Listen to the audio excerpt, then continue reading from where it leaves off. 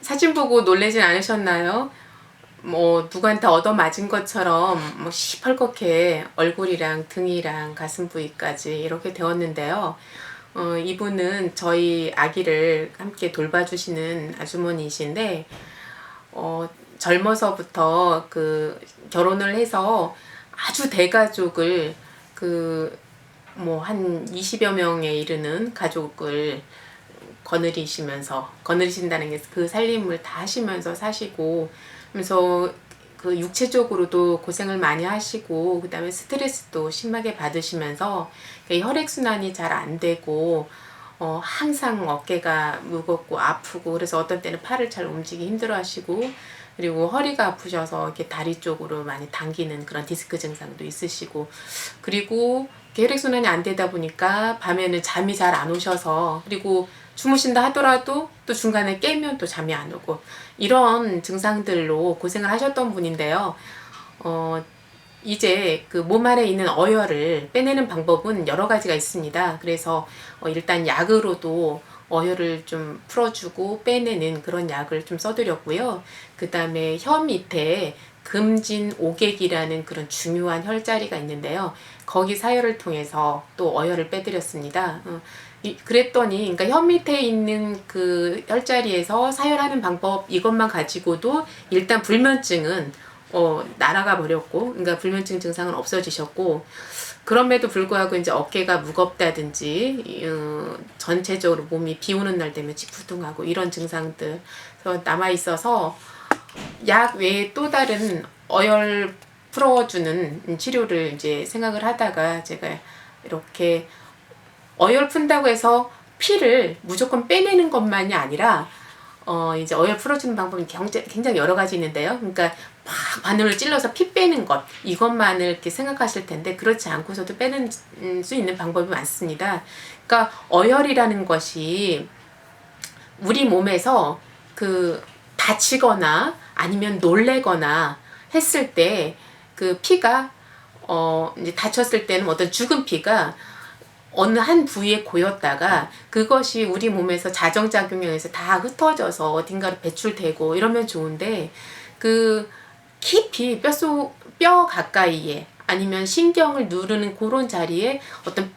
응어리진 형태로 남아있는 경우도 있고요. 이게 전반적으로 몸 그 지저분한 혈액이 몸 전반으로 흘러다니는 경우도 있고, 어쨌든 어혈이 있었을 때의 주요 증상은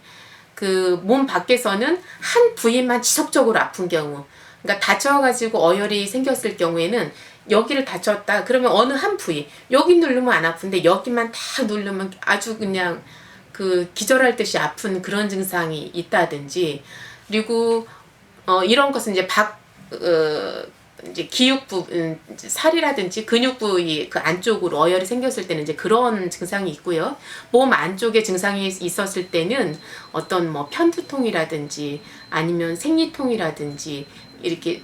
소화가 잘 안 된다든지, 그러니까 소화가 안 된다 그러면 그냥 뭐 위염이라든지 위장 기능이 전체적으로 약한 거 이런 것만 생각하시는데, 어혈에 의해서도 그런 여러 가지 증상들이 나타날 수 있습니다. 그래서 어혈에 의한 그 어혈이 내부적으로 돌아다닐 때 나타날 수 있는 대표적인 증상은 아까도 말씀드렸던 그런 편두통이나 생리통이나 아니면 이렇게 답답하다든지, 그리고 뭐 이제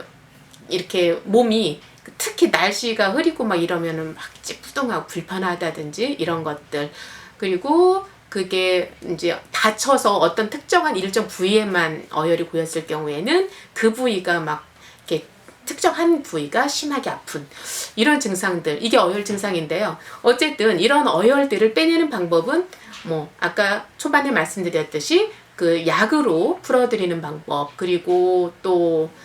피를 바늘로 이제 침으로 찔러서 피를 빼내는 방법도 있고, 또 어떤 특정한 혈자리를 찔러서 이렇게 피를 빼내는 방법도 있고, 그 다음에 이쪽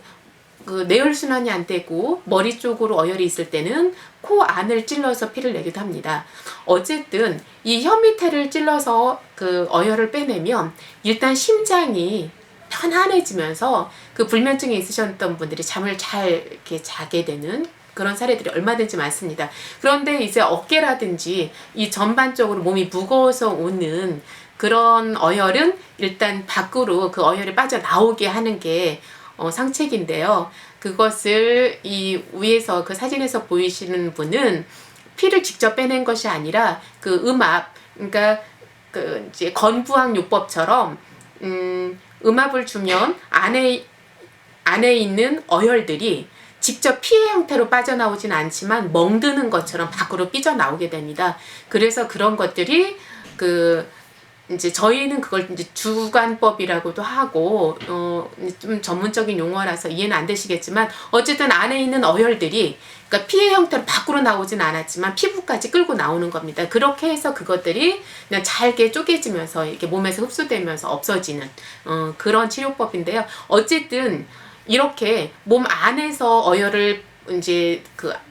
뭐 대변이라든지 소변이라든지 림프 순환이라든지 이런 것 그 순환계를 거쳐서 내려보내는 그런 이제 풀어주는 방법이 있고 이렇게 밖으로 음압을 통해서 밖으로 빼내는 방법도 있고 피를 직접 빼내는 방법도 있고 어쨌든 이런 여러 가지 방법들을 통해서 이 어혈이 없어지면